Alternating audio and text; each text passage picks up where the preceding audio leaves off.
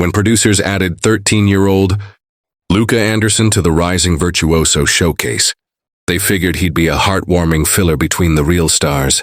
Blind since birth with no formal training or viral fame, Luca looked more like a charity case than a serious contender. Dressed in an oversized thrift store suit, gently holding his white cane, he seemed out of place among the polished prodigies. But when Luca took his seat at the piano and let his fingers touch the keys, the entire auditorium fell silent.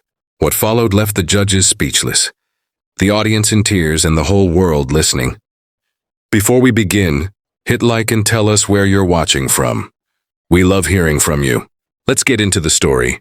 The golden lights of the Grandridge Music Academy shimmered like stars caught in a chandelier. It was the night of the Rising Virtuoso showcase, a stage where only the best of the best performed, and reputations were born or broken. Cameramen milled about, parents adjusted ties and gowns, and competitors rehearsed last-minute notes with shaking fingers. In a quiet hallway just off stage, 13-year-old Luca Anderson sat silently on a wooden bench, his cane resting by his leg. He wore a neatly ironed navy blue suit, 2 sizes too big, donated by the church down the street. His dark sunglasses hid his pale, clouded eyes. But behind those lenses burned something stronger than sight: fire. As the evening's performances kicked off with grand introductions and flawless playing, whispers followed Luca like ghosts. "Isn't that the blind kid? His mother must have begged for a pity spot. Does he even know where middle C is?" Luca heard it all, but he didn't flinch. Inside the auditorium, Maestro Julian Renner, head judge and a legendary violinist, sipped sparkling water and scanned the evening's lineup. When he saw Luca's name, no school affiliation, no music teacher listed, his lips curled in irritation. "Self-taught," he muttered to a colleague. "This is a formal stage, not a feel-good charity event." Back in the hallway, Luca's mom knelt beside him, gently fixing his collar. "You ready, baby?" she asked. "I don't want to prove them wrong, Mom," Luca whispered. "I just want them to hear what I see." She smiled, tears brimming. "Then play the sky, my son." And somewhere deep inside Luca's heart, a storm began to gather. The hall was hushed as the stage manager peeked out from the curtains. Next up, contestant number 6, Luca Anderson. A name unfamiliar to the crowd. No one clapped. No one even moved. Backstage, Luca stood up slowly, brushing his fingers along the cane beside him. But instead of using it, he left it leaning against the bench. He had memorized every step from his hallway seat to the grand piano. Every echo, every floorboard creak. He had walked it in his mind over and over. The curtain parted.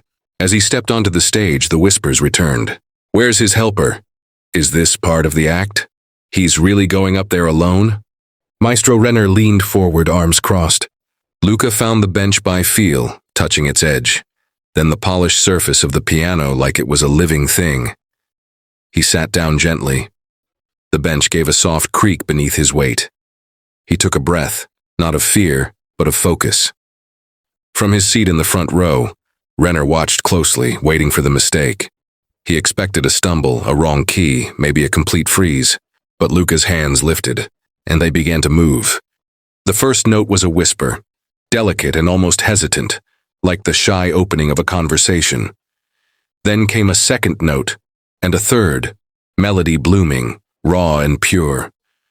Luca didn't play like the others. He didn't attack the keys. He caressed them, as if they were windows to another world only he could see. The crowd stilled. Even the ones who had snickered now leaned forward. He wasn't just playing music. He was speaking without words. The lights above the stage felt warm on Luca's skin, but he hardly noticed. All he could feel was the piano beneath his fingertips, ivory and wood, cool and smooth, familiar like an old friend. His fingers moved faster now, the melody swelling with emotion. It wasn't a song you could find in a book. It wasn't something taught in music school. This was a song born of memory, of longing, of nights spent alone with only a keyboard and a world inside his mind. In the audience, people had gone still. Even the talkers, the whisperers, the critics. The silence in the hall was no longer dismissive. It was reverent. Maestro Renner's posture shifted. He uncrossed his arms, his brow furrowed. Not in annoyance, but in curiosity. The judges exchanged glances. The boy with no sight was painting pictures with sound, and the pictures were breathtaking. Backstage, a girl named Tasha, a violinist who had scoffed at Luca earlier, now clutched her instrument tighter. "Is he improvising?" she whispered. "He's not reading anything." "No sheet music," someone else replied. "He's feeling it." But Luca heard none of this. He was lost in his own universe. He played the storm he felt when people mocked him. The sunshine of his mother's laughter. The ache of knowing his father left before he ever knew what his son could become. He poured every unsaid word, every sleepless night, into the melody. He didn't need to see the keys. He had memorized their souls. As the final notes of the first movement faded into the hall, the silence that followed wasn't awkward. It was sacred. And somewhere in that quiet, a tear slipped down Maestro Renner's cheek. Luca paused, hands hovering just above the keys, his face lifted slightly, as if listening to something no one else could hear. The audience didn't breathe. He began the second movement, softer this time, slower, a lullaby wrapped in sorrow. The notes spilled like rain on an empty street, steady, aching, cleansing. This part was for his mom, for all the nights she stayed up wiping tears in silence, for the days she worked 2 jobs just to keep him fed, clothed, and safe. The melody moved through the room like a whisper on wind. People in the audience began to lean in, not just to hear, but to feel. Some closed their eyes. Others wept silently. Maestro Renner didn't blink. He had seen thousands of performances. He had played in Vienna, Paris, Seoul. He had judged virtuosos. But this was different. This wasn't performance. It was confession. And it was flawless. Backstage, the stage manager clutched his clipboard, eyes wide. Kids not reading music, no monitor, no conductor, what even is this? But Luca wasn't trying to impress anyone. He was remembering. He was remembering the first time he touched a piano, how the vibrations sang through his fingers, how Mr. Walcott, the church caretaker, let him use the chapel's old upright when no one else was around, how he taught himself middle C by feel, and then built a universe from there. He didn't play for applause. He played because it was the only way he could truly see. And tonight, the world was finally listening. Backstage, performers froze. No one dared speak. Even the most confident competitors, the ones with private tutors and expensive instruments, sat slack-jawed, clutching their programs like lifelines. The boy who had walked in with nothing but a cane and a quiet stare was now commanding the stage like a master. Luca continued playing, his body swaying gently with the rhythm, each note built upon the last like bricks forming a bridge between 2 worlds, the one he lived in and the one he dreamed of. And somehow that bridge reached every person in the room. In the 5th row, a music critic from New York Arts Weekly lowered his pen, unable to write. His review had been drafted before the performance even began. Misplaced sympathy in a talent showcase. But now, he felt ashamed. All he could do was listen and feel. Maestro Renner leaned forward, resting his chin on clasped hands. The melody changed again, growing more urgent, more alive.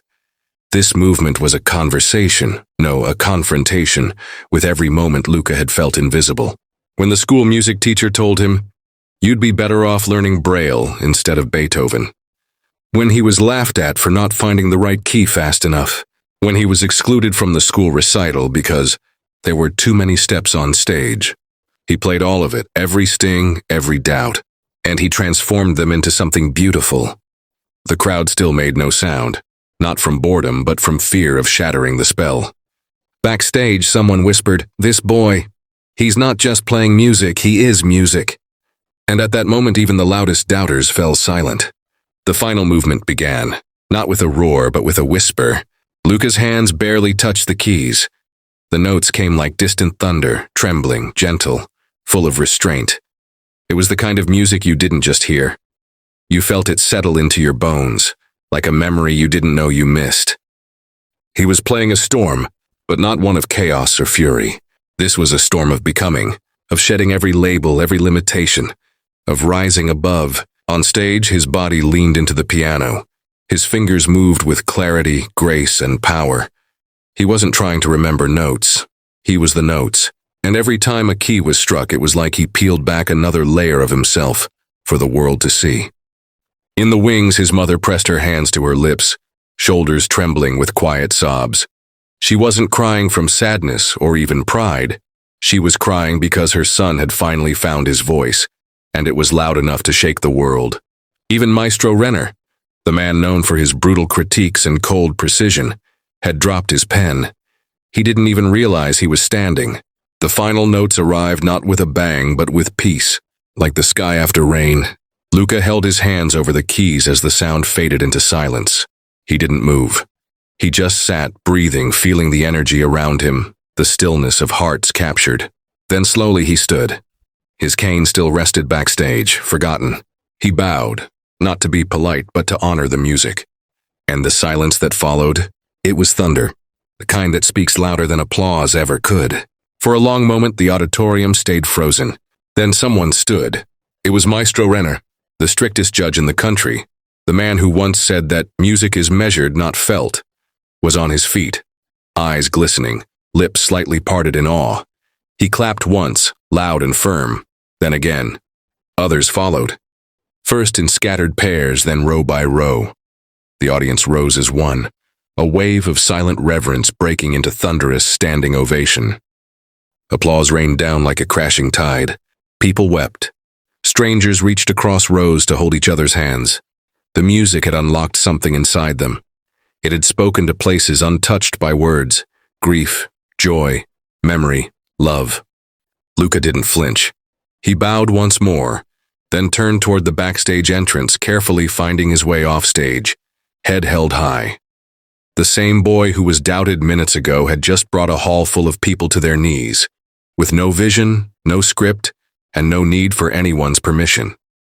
Backstage, performers moved aside, eyes wide, faces pale.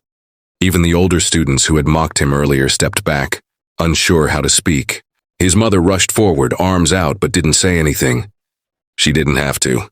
Luca leaned into her hug and whispered, "Did they hear it?" She nodded through tears. "They'll never forget it." Just then, Maestro Renner stepped behind the curtain. His steps were hesitant, slower than before. He approached Luca and stopped, swallowing hard. "I was wrong," he said, his voice low. "You don't need eyes to see the heart of music." Luca smiled faintly. "I never wanted to be seen, I just wanted to be heard."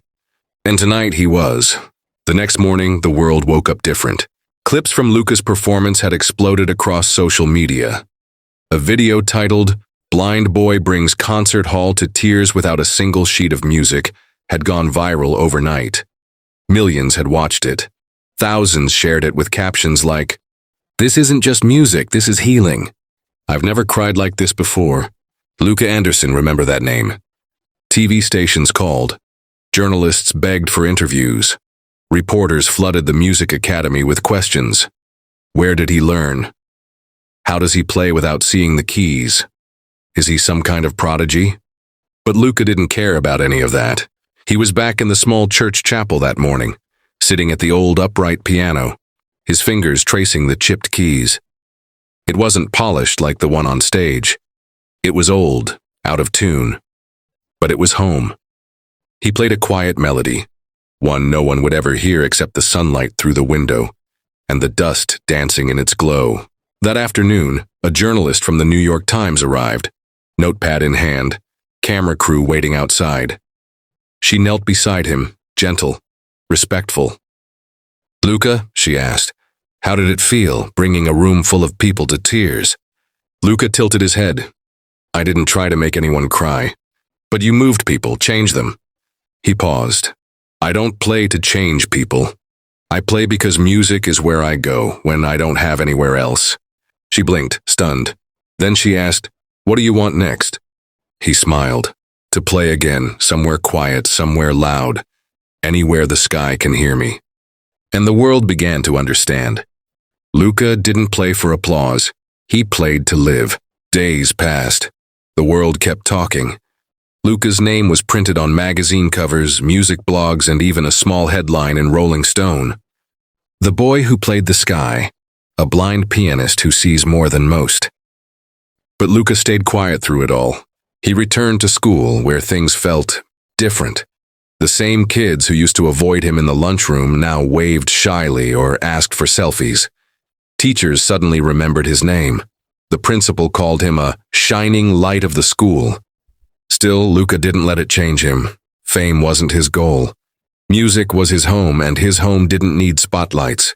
Then, one evening, as he sat practicing in the chapel, his mom walked in, holding a large envelope. "It's from the Renner Institute," she said, her voice shaking. Luca paused. "The same Renner that judged the showcase?" She nodded and opened it carefully. Inside was a single typed letter on fine paper. Her hands trembled as she read aloud. "Dear Luca, you reminded me what music is really about. Not technique, not theory, but truth. I would be honored to offer you a full scholarship to the Renner Institute for Advanced Music, under one condition. You promise never to stop playing the way only you can. With respect, Maestro Julian Renner." Luca was silent for a long moment. Then he smiled, a small one, the kind that holds oceans. He reached out and ran his fingers over the letter, tracing the raised letters gently. "I didn't think he'd listen," he whispered. His mom wiped a tear. "He didn't just listen, baby, he heard you." And across the world, the doors of opportunity began to open. Not because of pity, but because Luca had played something no one could forget, the truth. 1 year later, the grand concert hall was full again. But this time, the stage didn't belong to polished prodigies or judges with clipboards. It belonged to Luca Anderson. The posters read, "An evening with Luca, the boy who played the sky." Cameras flashed. Reporters waited with microphones. But Luca didn't stop for interviews. He had a different kind of conversation to hold, with the piano. Backstage, Maestro Renner adjusted his tie nervously. "He doesn't need me anymore," he whispered to a fellow instructor. "He's become what every musician dreams of, a voice that sings without needing to shout." Luca's mother stood near the stage door, holding the same cane he once leaned on, now decorated with tiny musical notes painted in gold. She held it like a trophy, not for pity, but for proof. Luca stepped onto the stage slowly, wearing a simple black suit. No sunglasses, no special lighting, just him and the piano. The crowd erupted into applause. He sat, took a breath, and played. The first note floated like the soft breeze of spring.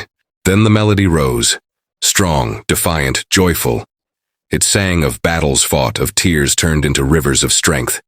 It told the story of a boy who couldn't see the world, so he built one from sound. Each note soared higher, wilder, freer. And then, for just a moment, the sky played back. Not with thunder, not with rain, but with something better. Silence, the kind that listens with awe. As the final chord rang out, Luca stood slowly and bowed. This time the applause came not like a wave, but like an ocean. And above it all, the narrator's voice echoed, gentle, firm, unforgettable. He didn't just play music, he became it. And in doing so, reminded the world, you don't need eyes to see. You just need courage to listen. The end. If this story touched you, feel free to hit the like button and subscribe for more heartfelt stories.